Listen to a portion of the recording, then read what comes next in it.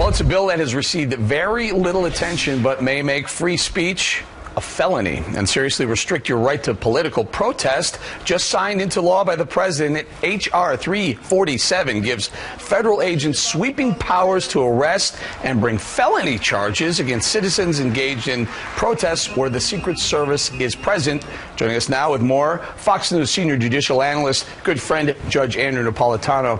Judge, the thing that jumps out off the page, felony? Yeah, felony means more than a year in jail. This is not like a traffic ticket for standing and protesting, the type of thing that for 230 years Americans took for granted because it was protected by the First Amendment.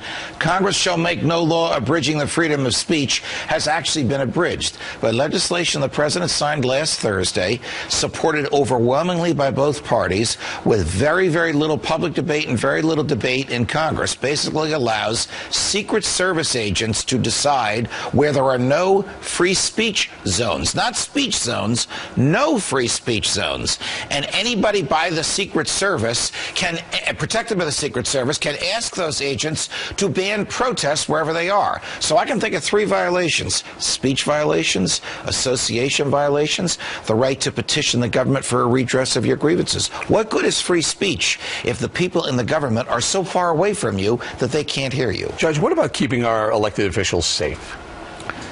Keeping our elected officials safe is entirely different from insulating them from protest. The fact that the president is going to a hotel up the block should not bar you from standing across the street with a sign or with a bullhorn saying what you think about the president's policies. That is not a threat to him, and it is a part of American history since day one that we have the right to speak freely to, about, and against those in the government. Judge, do you think this is going to be one of those laws that is on the books but not enforced?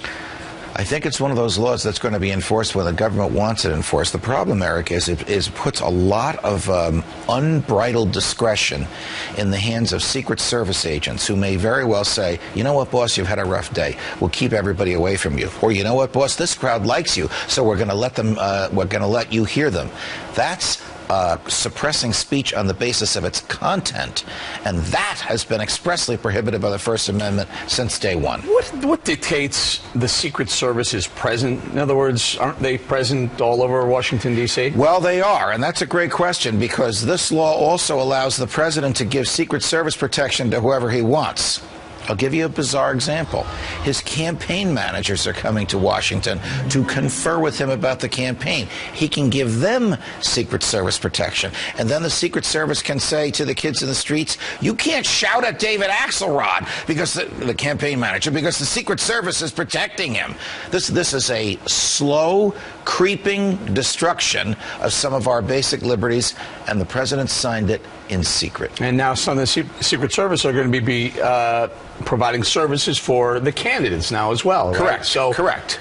People aren't going to be able to have their opinion about the candidates? If the Secret Service so declares, you won't be able to shout at them. Judge, got to go.